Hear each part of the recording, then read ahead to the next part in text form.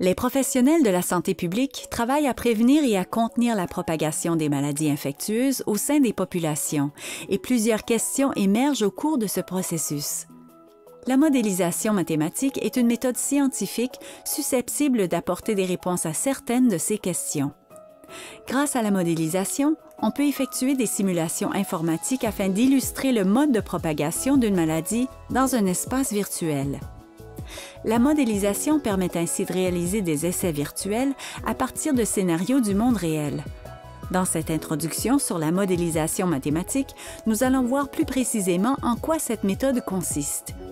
La construction d'un modèle mathématique peut se résumer en 7 étapes. Première étape. En premier lieu, il importe de définir la question de recherche.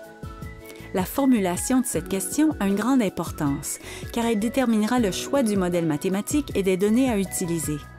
À titre d'illustration, nous travaillerons à partir de la question suivante.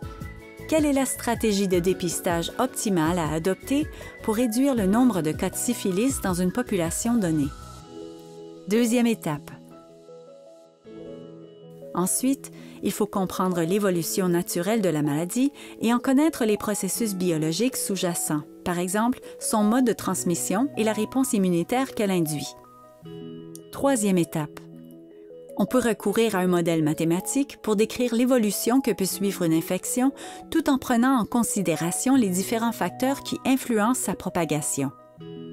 Dans le cas des maladies infectieuses, le modèle le plus couramment utilisé est le modèle de simulation des dynamiques de transmission, car il permet de reproduire l'évolution non linéaire qui caractérise la transmission des maladies infectieuses.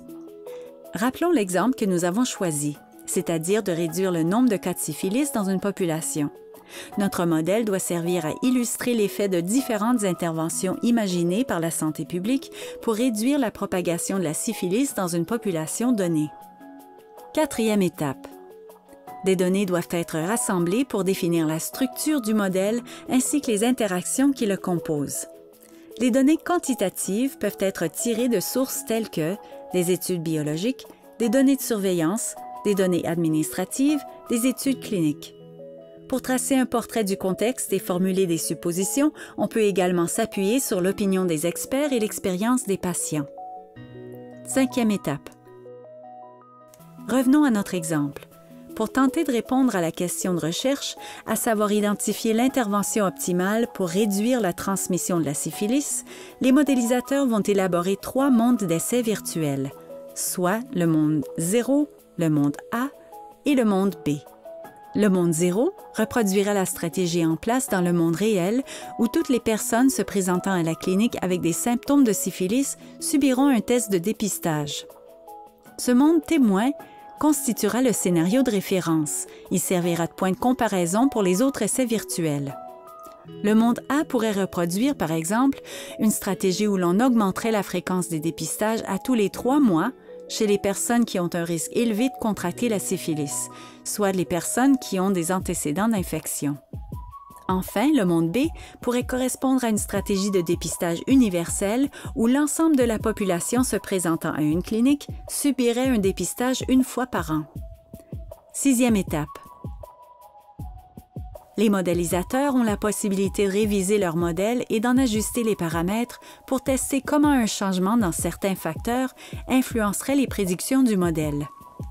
Septième étape. Une fois les différentes conditions appliquées au modèle, on observe que c'est le monde A qui conduit à la diminution la plus importante du nombre de cas de syphilis. Ces résultats indiquent que l'intervention mise en place dans le monde A, soit augmenter la fréquence de dépistage dans une sous-population ciblée, est plus prometteuse pour réduire efficacement le nombre de cas de syphilis que l'intervention appliquée au monde B, une stratégie de dépistage universelle.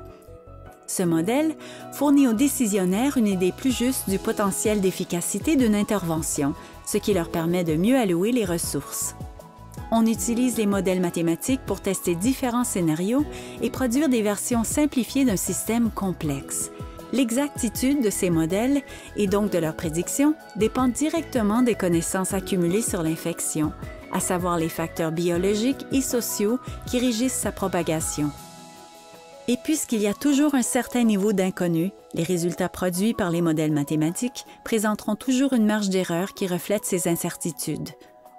Dans le secteur de la santé publique, on considère la modélisation comme une stratégie rentable et une méthode scientifique utile pour informer la prise de décision visant à améliorer la santé d'une population.